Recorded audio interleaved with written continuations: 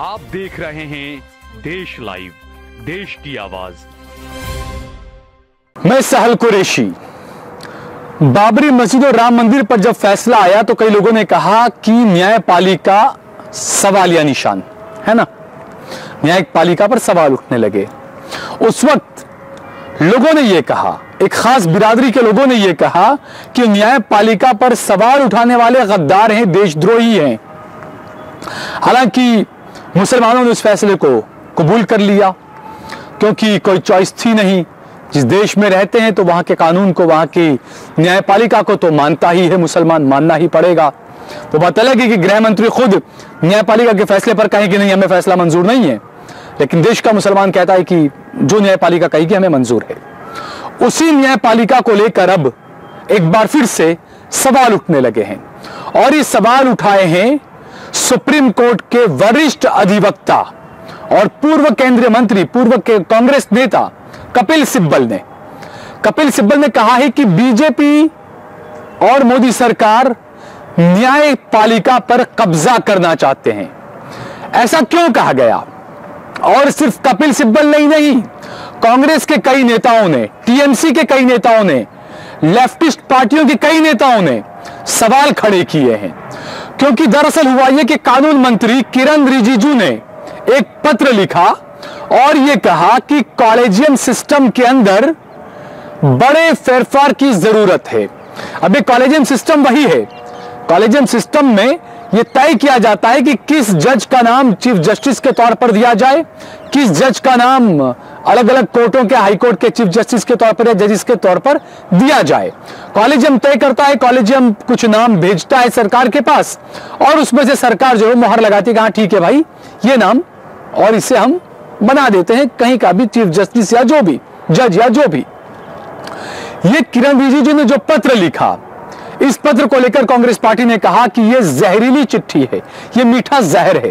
क्योंकि किरण रिजिजू ने सिर्फ यह नहीं कहा कि बदलाव की जरूरत है, किरण रिजिजू ने यह कहा कि कॉलेजियम सिस्टम में बदलाव की जरूरत है और साथ ही साथ सत्ता पक्ष का, सरकार का एक नुमाइंदा भी कॉलेजियम सिस्टम के अंदर होना चाहिए जजों की नियुक्ति के लिए। तो यही बात है कि आज तक तो यह था कि हमने बहुत कम ऐसे मामले देखे होंगे, लेकिन पिछले कुछ सालों में खासकर मोदी के प्रधानमंत्री बनने के बाद ऐसे मामले ज्यादा सामने आए कि जो जज थे जिन्होंने नरेंद्र मोदी को और अमित शाह को क्लीन चिट दिया, किसी को राज्यसभा भेज दिया गया, किसी को, हमें सबको नवाज दिया गया है ना। तो अब यह है कि अभी तक तो जब सवाल उठते थे कि सरकार न्यायपालिका पर भी क्या कब्जा कर रही है या करना चाहती है या कर चुकी है, उसको लेकर अब ये बात साफ हो चुकी है कि सरकार न्यायपालिका में ज्यादा दखल देना चाहती है। सरकार ये चाहती है कि जो जज हो, जो कॉलेजियम में अंदर भी जो जज आए तो वो उनकी पसंद के ही जज आए। यानी ये होगा कि कॉलेजियम सिस्टम में सरकार का एक बंदा बैठा होगा, वो 5 जजों को भेजेगा, वो पांचों 5 जो जज होंगे, जस्टिस जो होंगे, वो उनके चहीते होंगे। अब उनमें से किसी एक का नाम तय हो जाएगा। तो ये किरण रिजिजू की जो इन्होंने जो बातें कही है, ये कई सवाल खड़े करती है। संवैधानिक भारत और हमारे संवैधानिक संस्थाएं हमेशा आजाद रहना चाहिए, लेकिन उस पर किस तरीके से कंट्रोल करने की कोशिश की जा रही है, चाहे वो चुनाव आयोग हो, ईडी हो, सीबीआई हो, कई ऐसी चीजें जिसको लेकर कई सवाल उठ रहे हैं। न्यायपालिका पर थोड़ा भरोसा लोगों को डगमगा रहा था, कई बार मैंने इसके वीडियो भी बनाया, लोगों को बताया कि किस तरीके से लोगों का भरोसा न्यायपालिका से उठ रहा है। अब जब ऐसा हो जाएगा तो क्या सरकार ये चाहती कि बिल्कुल भी भरोसा न रहे न्यायपालिका में लोगों को? सरकार आखिरकार क्या दिखाना चाहती है? किरण रिजिजू का, कानून मंत्री का यह पत्र कई सवाल खड़े कर रहा है।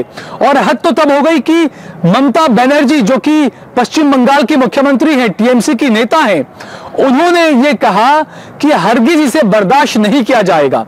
और साथ ही साथ उन्होंने यह भी कहा कि अगर कॉलेजियम सिस्टम के अंदर सरकार का, सत्ता पक्ष का अगर एक नुमाइंदा रहेगा तो राज्य सरकार का भी नुमाइंदा उसमें होना चाहिए।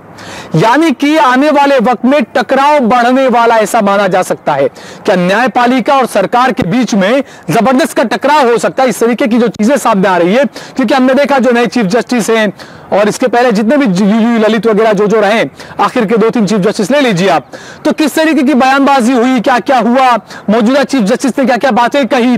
और एक चीफ जस्टिस ने यह भी कहा था कि इंदिरा गांधी के वक्त न्यायपालिका कितनी आजाद थी, कैसे फैसले लेती थी। तो ये तमाम चीजें किस तरफ इशारा करती है? क्या मोदी सरकार को इसके बारे में सोचना नहीं चाहिए, या आप ये चाहते हैं कि अभी तक तो जो सीबीआई और ईडी और उसी पर जब सवाल उठने लगे कि सीबीआई और ईडी यही तमाम चीजें आपके कब्जे में है, या आरोप लगने लगे, तो अब आप ये करना चाहते हैं कि न्यायपालिका पर पूरा कब्जा करना चाहते हैं, जो कि कपिल सिब्बल ने कहा है। कपिल सिब्बल ने कहा है कि न्यायपालिका पर कब्जा करना चाहती है सरकार, क्योंकि कपिल सिब्बल खुद भी कानून मंत्री रहे हैं और बड़े वकील रहे हैं, कांग्रेस पार्टी के नेता रहे हैं। हालांकि कांग्रेस में अब वो नहीं है, कांग्रेस पार्टी से उन्होंने इस्तीफा दे चुके हैं वो कब से, और उन्होंने ये बातें कही है। कपिल सिब्बल ने मौजूदा समय में केशवानंद भारती के फैसले के बुनियादी ढांचे के सिद्धांत को बहुत महत्वपूर्ण बताते हुए सरकार न्यायपालिका पर कब्जा करने का प्रयास कर रही है। उन्होंने कहा कि सरकार ऐसी स्थिति बनाने की पूरी कोशिश कर रही है जिसमें एक बार फिर से सुप्रीम कोर्ट में दूसरे स्वरूप में राष्ट्रीय न्यायिक नियुक्ति आयोग NJAC जो आयोग है इसका परीक्षण लिया जा सके। तो ये जो बातें कही है उन्होंने दावा किया कि सरकार ने इस तथ्य के सामंजस्य नहीं बैठा पा रही है कि उसके पास उच्च न्यायपालिका में नियुक्तियों में उसकी बात अंतिम नहीं है। सिब्बल ने एक इंटरव्यू में कहा, ऐसी स्थिति बनाने की पूरी कोशिश कर रही है सरकार जिसमें एक बार फिर से सुप्रीम कोर्ट में दूसरे स्वरूप में राष्ट्रीय न्यायिक नियुक्ति आयोग, यानी जो जजों का जो चयन होता है, जजों की जो नियुक्ति होती है, उसको लेकर जो सवाल उठ रहे हैं, उसमें उन्होंने कहा कि राष्ट्रपति ने ऐतिहासिक फैसले पर उठाया था सवाल। धनखड़ ने 1973 के केशवानंद भारती मामले के ऐतिहासिक फैसले पर भी सवाल खड़े करते हुए कहा था कि इस फैसले ने गलत मिसाल कायम की और वो सुप्रीम कोर्ट के इस फैसले से असहमत हैं कि संसद संविधान में संशोधन करती है या कर सकती है, लेकिन इसकी मूल संरचना में ही नहीं कर सकती है बदलाव।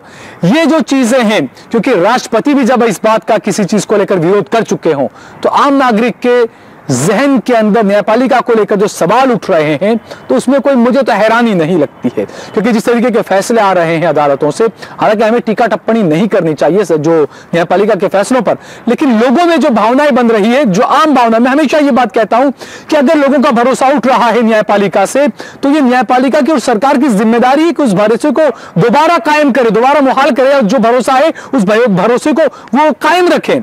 तो ये कई सवाल है दोस्तों कि आखिरकार आप सोच कर देखिए कि अब जज भी, तमाम जज सरकार के कहने पर अगर बैठाए जाएंगे तो आने वाले वक्त में क्या होगा ये हम जान सकते हैं।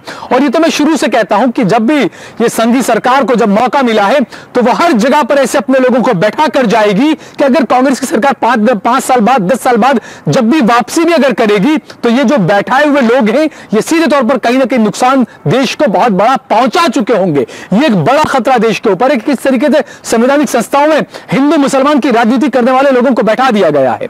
तो सरकार क्या ये भी न्यायपालिका पर कब्जा करके भी क्या सरकार यही दिखाना चाह रही है कि पूरे तरीके से कब्जा कर लिया जाए, उनके लोगों को ही बैठाया जाए, जजेस बनाया जाए और अपनी मर्जी के फैसले सुना दिए जाएं? क्योंकि किरण रिजिजू का ये जो बातें जो उन्होंने कही है कॉलेजियम सिस्टम में बदलाव की, ये सीधे तौर पर आने वाले वक्त के बड़े खतरे के संकेत दे रही है। इस बारे में हम सभी को सोचना चाहिए।